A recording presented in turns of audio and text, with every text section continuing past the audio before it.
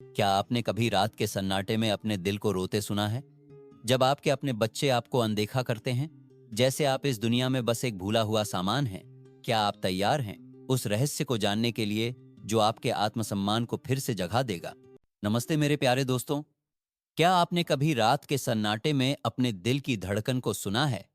वह धड़कन जो चुपके से कहती है कि आप अब भी महत्वपूर्ण हैं, पर फिर भी एक खालीपन, एक दर्द जो धीरे धीरे आपके सीने में घर कर जाता है।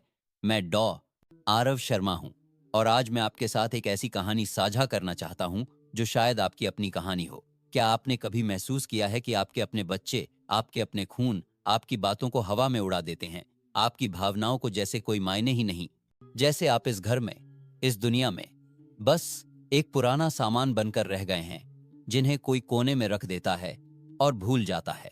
मैं आपको बनारस की एक माँ की कहानी सुनाता हूँ। सुमन देवी, एक ऐसी माँ जिन्होंने अपनी पूरी जिंदगी अपने बेटे अमित और बहू पूजा के लिए समर्पित कर दी। हर दिवाली पर वह अपने हाथों से दिए सजाती थीं, मिठाइयां बनाती थीं, घर को रंगोली से सजाती थीं। पर इस बार जब दिवाली आई, अमित ने कहा, माँ, अब ये सब पुराने जमाने की बातें हैं। पूजा ने बाजार से रेडीमेड रंगोली खरीद ली और सुमन की बनाई। मिठाइयां किचन के एक कोने में पड़ी रह गईं।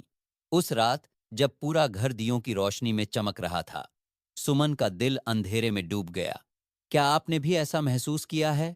वह पल जब आपका अपना ही आपको अनदेखा कर देता है, वह दर्द जो शब्दों में बयां नहीं हो पाता पर आपके सीने को चीर देता है। दोस्तों, मैंने भी ऐसे पल देखे हैं।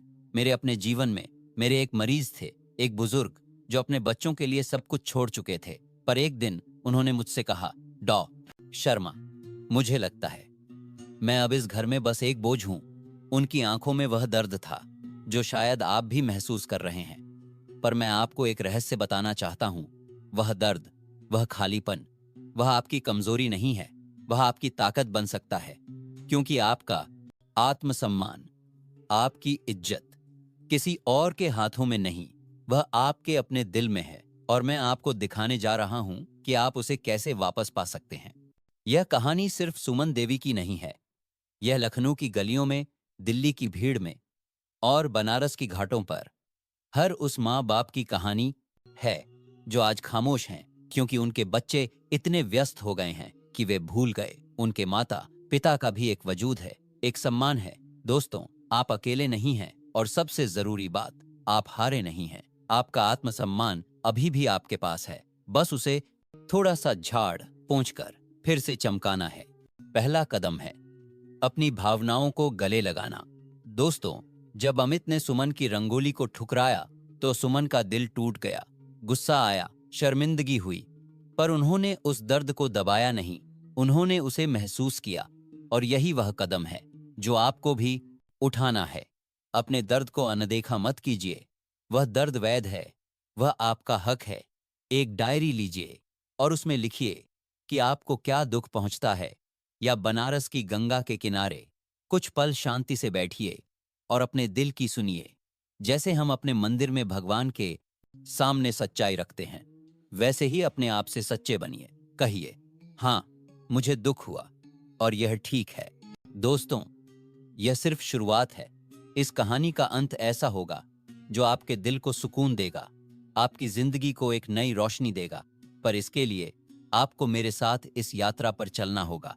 अगर आपको मेरी यह बातें छू रही हैं तो कृपया हमारे चैनल को सब्सक्राइब कर लीजिए।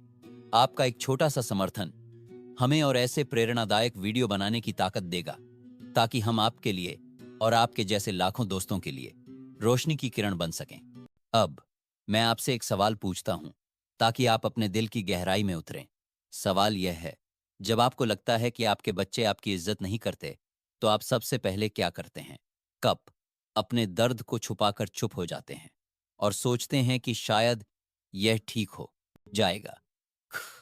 अपने दर्द को महसूस करते हैं और उसे स्वीकार करने की कोशिश करते हैं? कृपया नीचे कमेंट में लिखिए। आपका जवाब है कि या खी। और अगर आप चाहें तो अपनी कहानी भी साझा कीजिए, क्योंकि दोस्तों, आपकी आवाज, आपकी कहानी इस दुनिया को और खूबसूरत बना सकती है। चलिए अब इस यात्रा को और आगे बढ़ाते हैं। क्या आप तैयार हैं?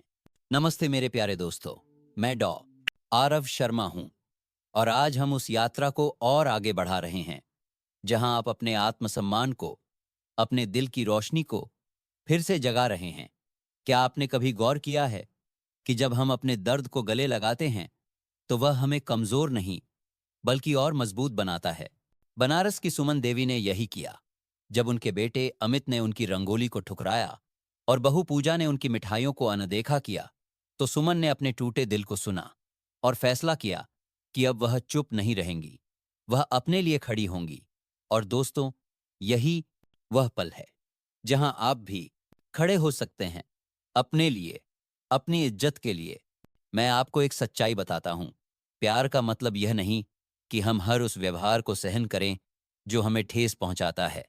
सुमन ने एक दिन, जब अमित ने रात के खाने में रूखा जवाब दिया, तो हिम्मत जुटाई और कहा, बेटा, मैं तुमसे बहुत प्यार करती हूं, लेकिन इस तरह की बात मुझे दुख देती है। यह कहना आसान नहीं था।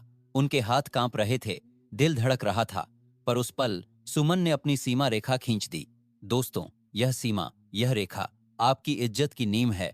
आपको भी यही करना है। अगली बार जब आपके बच्चे आपकी बात को नजरअंदाज करें या रुखे लहजे में जवाब दें, तो प्यार से लेकिन दृढ़ता से कहिए, मुझे इस तरह की बात मंजूर नहीं। शायद शुरू में वे चौंक जाएं, शायद नाराज भी हों, लेकिन धीरे धीरे वे समझ जाएंगे कि आपकी भी एक मर्यादा है। यह स्वार्थ नहीं, यह आपका स्वाभिमान है। पर दोस्तों, सिर्फ सीमाएं खींचना ही काफी नहीं, आपको अपने आप को फिर से खोजना होगा। सुमन ने एक दिन अपने पुराने रंगोली के रंगों को अलमारी से निकाला और घर के आंगन में एक छोटी सी रंगोली बनाई। वह रंग, वह पैटर्न जैसे उनके दिल में भूली हुई खुशियों को जगा रहे थे। क्या आपने भी कभी ऐसा कुछ छोड़ दिया जो कभी आपकी पहचान था? शायद वह भजन गाना जिसे आप मंदिर में गुनगुनाते थे, या वह कढ़ाई जिसे देखकर पड़ोसन तारीफ करती थी। दोस्तों, आप सिर्फ मां, बाप नहीं, आप एक इंसान हैं जिसके अपने सपने हैं, अपनी खुशियां हैं। लखनऊ की गलियों में एक भजन मंडली ज्वाइन कीजिए, बनारस में तुलसी का पौधा लगाइए, या बस एक नया खीर का स्वाद आजमाइए। जब आप अपने लिए कुछ करेंगे तो आपका आत्मविश्वास, जैसे मां दुर्गा की शक्ति, आपके भीतर जाग उठेगा। अब बात करते हैं संवाद की। सुमन ने एक शांत शाम को पूजा को बुलाया और कहा, बहू, जब तुम मेरी राय नहीं लेती तो मुझे लगता है मैं इस घर में बस एक मेहमान हूं। यह कहते वक्त सुमन की आवाज में कोई गुस्सा नहीं था, सिर्फ सच्चाई थी। दोस्तों, आपको भी ऐसा ही करना है। अपने बच्चों से बात कीजिए, लेकिन शांति से, बिना इल्जाम लगाए। कहिए, बेटा, जब तुम मुझे अनदेखा करते हो तो मेरा दिल टूटता है। यह बातचीत उनके दिल तक पहुंचे। यह जरूरी नहीं, लेकिन यह आपके दिल को सुकून देगी। आपने अपनी सच्चाई कह दी, यही आपकी ताकत है। और अगर वे न सुने तो भी आप रुकिए मत, क्योंकि आपका सुकून आपके अपने हाथों में है। दोस्तों, यह कदम, यह हिम्मत आपके आत्मसम्मान की सीढ़ियां हैं। सुमन ने इन्हें चढ़ना शुरू किया और धीरे धीरे उनका दिल, जैसे गंगा के किनारे खिले कमल की तरह, फिर से खिलने लगा।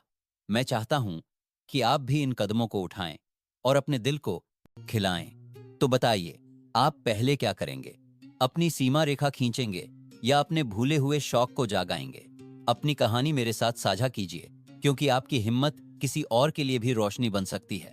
नमस्ते मेरे प्यारे दोस्तों, मैं डॉ आरव शर्मा हूं और आज हम उस यात्रा के आखिरी पड़ाव पर हैं जहां आप अपने आत्मसम्मान की रोशनी को न सिर्फ जगा चुके हैं, बल्कि उसे एक चमकता हुआ सूरज बना रहे हैं। बनारस की सुमन देवी ने यह कर दिखाया। उन्होंने अपने दिल के दर्द को सुना, सीमाएं खींची, अपने भूले हुए रंगोली के रंगों को फिर से थामा और अपने बच्चों से सच्चाई के साथ बात की।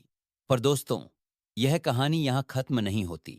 यह वह पल है जहां सुमन ने अपने आप को एक नई ताकत के साथ खोजा। और मैं चाहता हूं कि आप भी अपने भीतर की इस ताकत को महसूस करें, क्योंकि आप, मेरे दोस्त, अनमोल हैं। क्या आपने कभी गंगा की धारा को देखा है? वह पत्थरों से टकराती है पर रुकती नहीं, वह बस बहती रहती है। सुमन का दिल भी अब ऐसा ही हो गया था। जब उन्होंने जन्माष्टमी के लिए अपने मोहल्ले की महिलाओं के साथ मिलकर एक छोटा सा उत्सव आयोजित किया तो उनके चेहरे पर वह मुस्कान थी जो सालों बाद लौटी थी। अमित और पूजा ने शायद अभी भी पूरी तरह नहीं समझा, पर सुमन को अब उनकी तारीफ की जरूरत नहीं थी, क्योंकि उन्होंने अपने आप में अपनी कीमत को पहचान लिया था। दोस्तों, मैं आपसे कहता हूँ, हर सुबह जब आप उठें तो अपने आप से कहिए, मैं अनमोल हूँ, मेरी भावनाएं कीमती हैं, मैं अपने आप पर गर्व करता हूँ। बनारस के किसी मंदिर में भगवान कृष्ण की मूर्ति के सामने खड़े होकर यह वादा कीजिए कि आप अपने आप को उतना ही प्यार देंगे जितना आपने अपने परिवार को दिया, क्योंकि भगवत गीता हमें सिखाती है कि हमारी कीमत हमारे कर्मों में है, न कि दूसरों की नजरों में। पर दोस्तों, यह रास्ता आसान नहीं। बदलाव एक पेड़ की तरह है जो धीरे धीरे फल देता है। सुमन ने धैर्य रखा जब अमित अपने काम में व्यस्त रहा और पूजा ने उनकी सलाह को अनसुना किया, तो सुमन ने अपने दिल को संभाला और छोटी छोटी खुशियों में सुकून ढूंढा, जैसे अपने आंगन में तुलसी को पानी देना या पड़ोसियों को अपनी रंगोली दिखाकर उनकी तारीफ सुनना। दोस्तों, आप भी ऐसा ही कीजिए।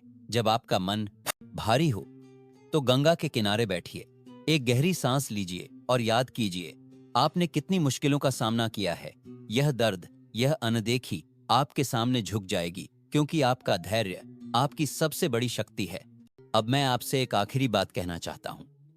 आप सिर्फ माँ बाप नहीं हैं, आप एक इंसान हैं जिसके अपने हक हैं, अपनी खुशियां हैं। सुमन ने जब अपने लिए जीना शुरू किया तो उनका आत्मविश्वास जैसे दिवाली का दिया चमक उठा।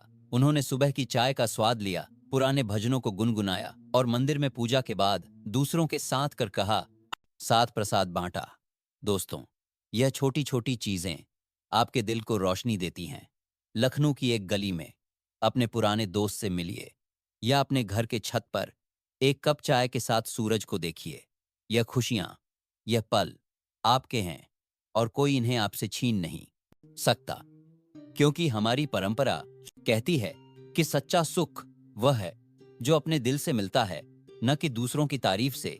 मेरे दोस्तों, यह यात्रा आपके आत्मसम्मान की जीत है। सुमन की तरह आप भी अपने दिल की गंगा को बहने दीजिए, अपनी रोशनी को चमकने दीजिए और याद रखिए, आपकी मुस्कान आपके आसपास के लोगों को भी प्रेरित करेगी।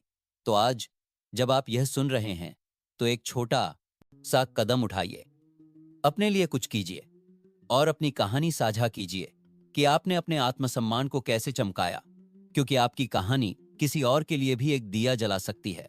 मेरे प्यारे दोस्तों, सुमन देवी की यात्रा हमें सिखाती है कि हमारा आत्मसम्मान हमारी सबसे बड़ी शक्ति है। यह न तो बच्चों की तारीफ पर निर्भर करता है, न ही दुनिया की नजरों पर, यह हमारे दिल में है, जैसे गंगा की धारा जो हर बाधा को पार करती है। अपने दर्द को गले लगाइए, सीमाएं बनाइए और अपने लिए जिए। आप अनमोल हैं।